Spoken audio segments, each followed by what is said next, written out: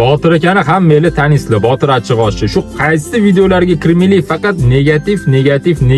Xullas akalar, Botir Achchig'oshga boramiz, ko'ramiz. Osh qanaqa? Botir akani oshlarini yeymiz deb madaniyatga qarab yo'l oldik. Toshkentda filiallari yo'q ekan, ana Chilonzordagi joylari yopilib ketibdi. Yetib kelishimiz bilan bizani bitta aka kutib oldilar. Muomalalari zo'r, o'tiradigan joylari ham yaxshi, ozoda. Shoh akam o'zlariga bitta achchig'och, men o'zimga bitta qiyma, bitta jaz shashlik buyurtma berdim. 5 daqiqaga qolmasdan osh yetib keldi. Mana shu bir porsiya oshning narxi 75 ming ekan. Nima deb o'ylaysizlar? Ko'rinishi narxiga arziydimi? Lekin shashlikdan darak yo'q. Aka kelib buyurtma ko'payib ketdi. Shashlik hozir tayyor bo'lib qoladi deb uzr so'rab ketdilar. Bu orada Shoh akam oshni oshqozonga tiqishni boshladilar. Shashlik tayyor bo'lguncha Hamid Sodiq akamizning siyosiy fikrlarini tinglab o'tirdim. Va nihoyat shashlik tayyor bo'ldi. Qiyma shashlik kattagan ekan, qoyil, lekin 20 mingga zo'r hajmi. Mazasi ham yaxshi. Lekin jaz menga umuman yoqmadi. Tavsiya qilmayman bu yoqqa kelganda jaz shashlik olishni. O'zimizani Chig'atoy, Archiko'ch taraflarda yaxshi qiladi. Mana bu chek, narxlarni ko'rishingiz mumkin. Biza sekin yedirganingga shukr deb duo qilib ketdik.